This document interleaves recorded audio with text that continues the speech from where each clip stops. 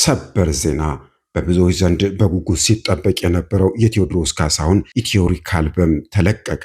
ዛሬ ሚያዝያ 8 ቀን 2018 ዓ.ም በመላው ዓለም የሚገኙ ኢትዮጵያውያንና የሙዚቃ አፍቃሪዎች ልባቸው በአንድነት የሚመታበት የጥበብ ጥማቸው የሚረካበት ልዩ ቀን ሆኖ ሲጠበቅ ሰነበተ። ቀናቱም አለፉና ሰዓቱም ደርሶ በስምንተኛው ወሩ በገባም በስምንተኛው ቀንና በስምንተኛው ሰዓት ኢትዮሪካ ለአድማጮች ደረሰ።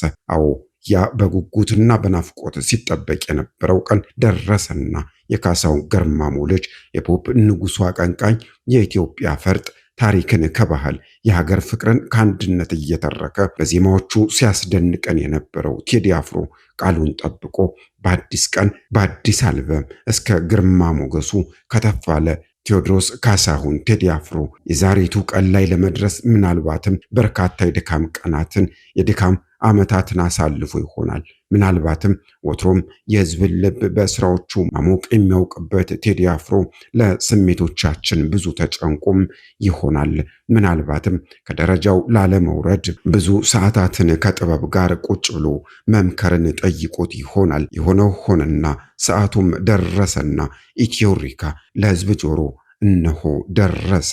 ወትሮም የተከታዮቹንና የአድናቂዎቹን የጥበብ ጥም ማርካት የሚያውቅበት ቴዲ አፍሮ በኢትዮሪካም የሙዚቃ አልበም ስለ ሀገር ፍቅርና ሉዓላዊነት፣ ስለ አንድነት፣ ስለ አብሮ መኖርና መተሳሰብ፣ ስለማይበጠሰው ስለ ተጋመደው ወግና ባህላችን ሊነግረን ያልተገለጠ መጽሐፉን ለጆሮአችን እነሆ ብሏል። ከ8 ዓመታት ቆይታ በኋላ ለፍሬ የበቃው ስድስተኛው አልበም ኢትዮሪካ በራሱ በድምፃዊው ኦፊሻል የዩቲዩብ ቻናልና በሌሎች የማህበራዊ ድረገጾች አማራጮች ሁሉ ተለቋል።